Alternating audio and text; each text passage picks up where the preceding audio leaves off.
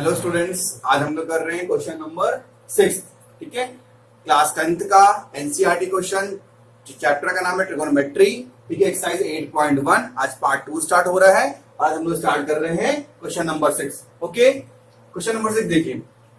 If A and B are the acute angle of triangle. मान लो एक कोई ट्राइंगल है। ठीक है, इसमें क्या बोल रहा है कि कोई भी एक ट्राइंगल है मान लो। ठीक है, इसमें क्या बोल रहा है कि ए और बी एक्यूट एंगल है, मतलब उसका वैल्यू 90 से कम है। ये आपको पता है, ए और बी ये दोनों की वैल्यू क्या है, 90 से कम है। ठीक है, ये मान लो सी है, समझ में है, ये दोनों की वैल्यू 90 से कम है। अब क्या दिया हुआ, सच दैट कॉस ए की वैल्यू कॉस बी के बराबर है। यहां क्या लिखोगे, कॉस ए की वैल्यू कॉस बी के बराबर है। ठीक है, तो कॉस का फॉर्मूला जानते हो क्या होता है, बेस अपॉन हाइपोटेनस। यहाँ पे आप लिखोगे बेस अपॉन हाइपोटेनियस, यहाँ पे लिखोगे बेस अपॉन हाइपोटेनियस। ठीक है, अब देखो ए के लिए बेस क्या होगा, ए के लिए बेस क्या होगा, ये बेस होगा। ए के लिए सामने वाला होता है परपेंडिकुलर, ये वाला बेस होगा। तो ए के लिए क्या, एसी बेस हो गया। तो ए के लिए हमने एसी बेस ले लिया। और हाइपोटेनियस क्या होगा, 90 के सामने वाला ए बी क्या हो गया, हाइपोटेनियस हो गया। ठीक है बच्चों, एक तो समझे आप लोग। अब देखो कॉस बी, तो कॉस बी के लिए, इस बी के लिए बेस क्या होगा, ये होगा, बीसी होगा। और हाइपोटेनस क्या होगा, ए बी होगा। हाइपोटेनस तो सेम होगा, ए बी होगा। अब ए बी से ए बी कट गया तो आपका क्या आ गया, ए सी इक्वल टू बी सी आ गया। दोनों साइड सेम आ गया। ठीक है, मतलब ए बी जो है कहां गया, ए सी जो है ये जो साइड है वो बी सी के साइड के बराबर आ गया। तो आप पढ़े हो basics 9th class 7th class में कि एक ट्रायंगल है जिसमें अगर उसके साइड सेम होते हैं तो उसके बेस एंगल भी सेम होते हैं। अगर उसके साइड सेम होते, ये दोनों साइड सेम है, तो बेस एंगल की वैल्यू भी सेम होती है। ठीक है, इसी भी लैंग्वेज में लिख दोगे। देन क्या लिख दोगे, अगर ये दोनों साइड सेम है तो बेस एंगल क्या, angle A equal to angle B है। क्या लिख दोगे, hence angle A equal to angle B. ये प्रूव हो गया। क्वेश्चन नंबर 7 देखिए।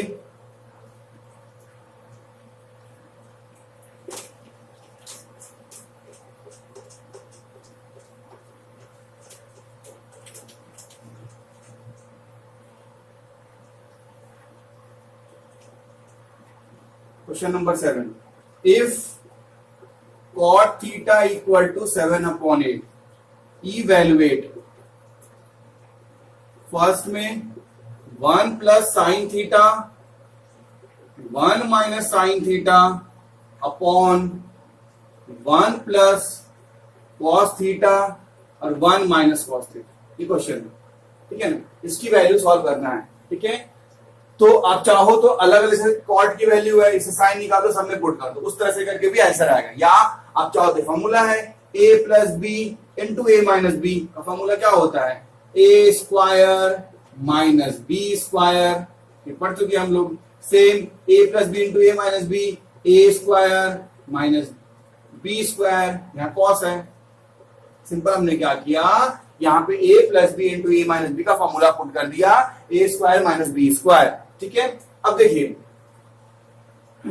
अब इसको 1 का square 1 minus sine square theta upon 1 minus cos square theta. अभी आपने पढ़ा था लास्ट लेक्चर में 1 माइनस साइन स्क्वायर थीटा का फॉर्मूला क्या होता है। ठीक है, तो 1 माइनस साइन स्क्वायर थीटा का फॉर्मूला होता है कॉस स्क्वायर थीटा। इसको लिखोगे कॉस स्क्वायर थीटा, और 1 माइनस कॉस स्क्वायर थीटा का होता है साइन स्क्वायर थीटा। ठीक है, कॉस अपॉन साइन क्या होता है, कॉस अपॉन साइन आप पढ़ चुके हो कि कॉट होता है, यानी कि कॉट थीटा का होल स्क्वायर। कॉट आपको दिया हुआ 7/8, यहाँ पे सिंपल लिख दोगे 7/8 होल स्क्वायर 49/64। ये आंसर हो गया। ठीक है, क्वेश्चन सेकंड यही है। क्वेश्चन नंबर 7 का सेकंड भी यही सेम क्वेश्चन है, कॉट स्क्वायर थीटा। तो कॉट कितना दिया हुआ है, 7/8, 7/8 का स्क्वायर कितना हो गया, 49/64। दोनों के आंसर सेम आएगी। ठीक है, question number 8,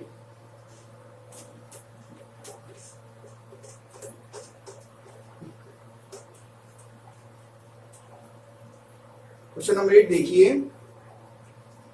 if 3 cot A equal to 4, check whether 1 minus tan square a upon 1 plus tan square a, इसकी वैल्यू चेक करना है कि cos square a minus sine square a के इक्वल होगा कि नहीं होगा। इसकी वैल्यू उसके इक्वल आपको प्रूफ करना है। ठीक है, तो आप स्टार्ट करो। सबसे पहले आपको देखो इसमें बहुत की जरूरत पड़ेगी, इसमें cos भी है, tan भी है, सब कुछ है। ठीक है, तो इसको चेंज कर लो। ठीक है, तो इसको लिखो कैसे, गिवन आपका क्या है 3 cot a equals to 4 given है। ठीक है, अब आप इसको कर सकते हो क्या कि cot a equals to 4 upon 3 इसको लिख सकते हो। ठीक है, तो cot का क्या होता है फॉर्मूला, बेस हो गया 4, परपेंडिकुलर हो गया 3, तो हाइपोटेनियस निकाल दो, root under 4 square plus 3 square 16 plus 9 root 25, ये आपको आ गया 5। अब जिसका यूज पड़ेगा उसमें पुट कर देंगे। ठीक है, अब लिखा हमने, ये आपका LHS है, ये आपका RHS हमने लिखा है LHS।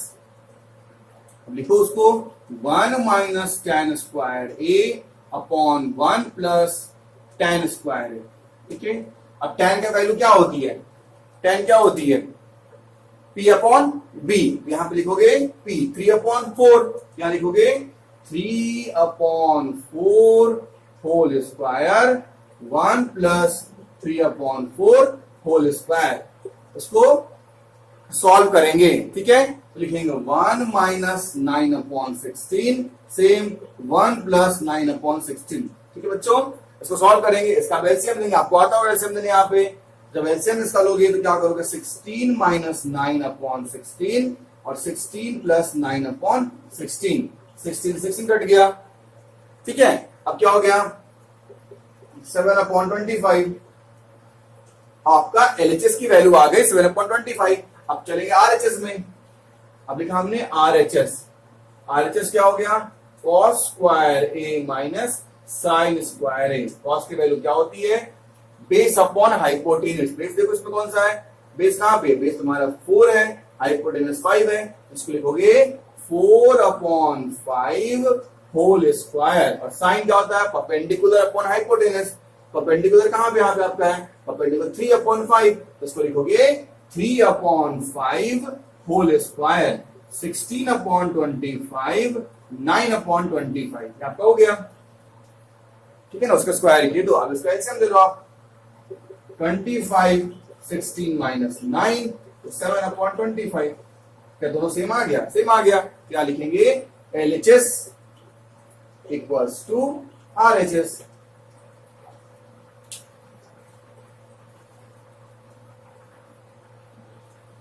Question number 9,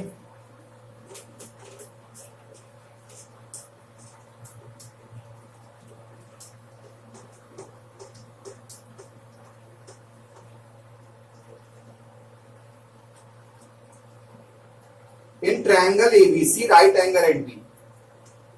In triangle ABC, right angled at B, B पे right angle है। If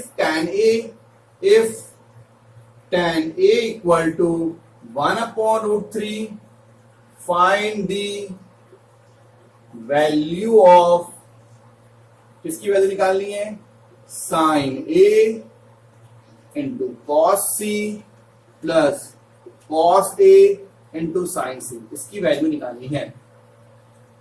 ठीक है, इसी सेकेंड पार्ट भी आपको दिया हुआ है, cos A into cos C minus sine A into sine C। अब देखिए बच्चों, अब फर्स्ट में आपको क्या दिया हुआ, if in triangle ABC, right angle at B। ठीक है, तो राइट एंगल B पे and tan A equals to 1 अपॉन रूट 3, तो आपको क्या गिवन है, आपको tan A इक्वल्स टू 1 अपॉन रूट 3 की वैल्यू गिवन है।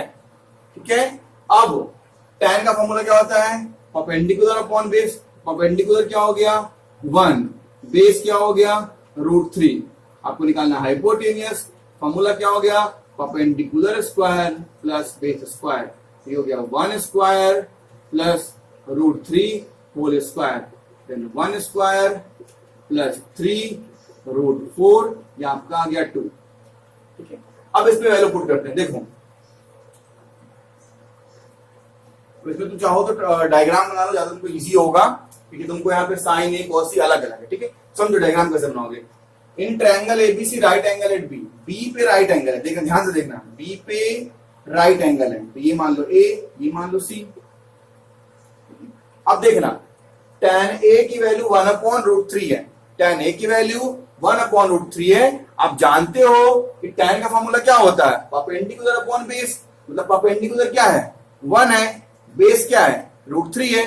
तो a के लिए देखो, a के लिए परपेंडिकुलर का ये हो जाएगा, तो ये क्या हो गया 1, ये क्या हो गया बेस √3, और अभी हमने हाइपोटेनस 2 निकाल दिया।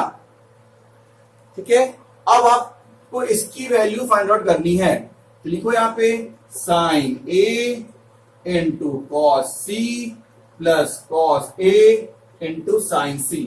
ठीक है, अब साइन सबका अलग अलग फॉर्मूला पहले पुट कर देते हैं, लिख देते हैं। ठीक है ना, साइन का मतलब perpendicular upon hypotenuse, base upon hypotenuse, base upon hypotenuse, और परपेंडिकुलर अपॉन हाइपोटेनियस। अब ध्यान से देखिएगा, ए के लिए परपेंडिकुलर क्या होगा, ए के लिए परपेंडिकुलर 1, हाइपोटेनस 2, लिखोगे यहाँ पे 1/2, फिर इनटू सी के लिए बेस क्या होगा, सी के लिए बेस 1 और हाइपोटेनस 2, यहाँ पे 1/2, फिर प्लस ए के लिए बेस क्या होगा, ए के लिए बेस √3 और हाइपोटेनस 2, √3/2। अब सी के लिए परपेंडिकुलर क्या होगा, सी के लिए परपेंडिकुलर √3 और हाइपोटेनस 2, √3/2। ठीक है, मतलब अगर एंगल के सामने वाला परपेंडिकुलर होता है और जिसपे ये बेस्ड होता है वो तुम्हारा क्या होता है, बेस होता है। ठीक है, 1 × 1 1/4, √3 × √3 3/4, उसका एक्शन देखो 4, 1 + 3 4/4 इक्वल्स टू क्या हो गया 1 हो गया। अब इसी क्वेश्चन नंबर 2 देख लीजिए।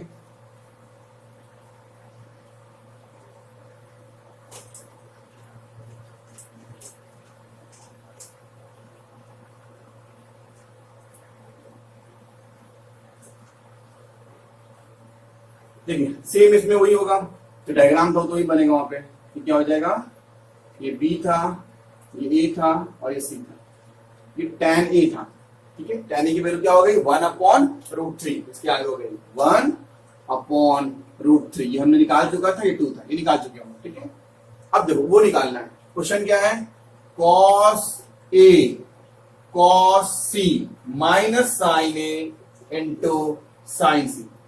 अब देखो बच्चों, cos a, cos का फॉर्मूला क्या होता है, बेस अपॉन हाइपोटेनस, यहां लिखोगे base upon hypotenuse. cos c का फॉर्मूला भी क्या होता है, बेस अपॉन हाइपोटेनियस, यहां लिखोगे बेस अपॉन हाइपोटेनस। साइन का perpendicular upon hypotenuse, perpendicular upon hypotenuse. ठीक है, अब a के लिए बेस क्या हो गया, a के लिए बेस √3/2, यहां आपने लिख दिया √3/2। c के लिए बेस क्या हो गया, c के लिए बेस 1 हो गया, 1/2, यहां लिख दिया 1/2।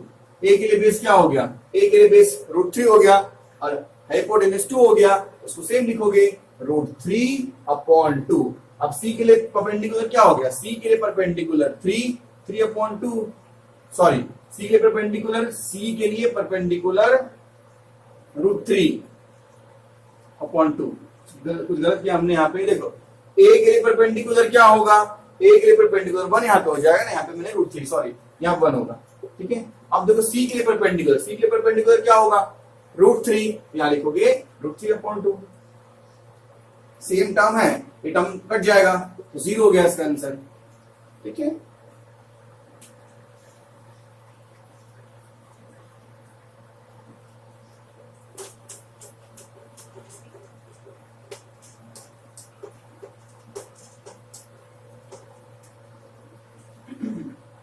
क्वेश्चन नंबर 10, ये बहुत प्यारा चैप्टर है और बहुत, ये क्वेश्चन बहुत इंपॉर्टेंट है, अच्छे से करना क्वेश्चन को। In triangle PQR right angle at Q, PQ plus QR equal to 25 centimetre and P Q equal to 5 centimetre. Determine the values of sine P, cos P and tan P. ये question.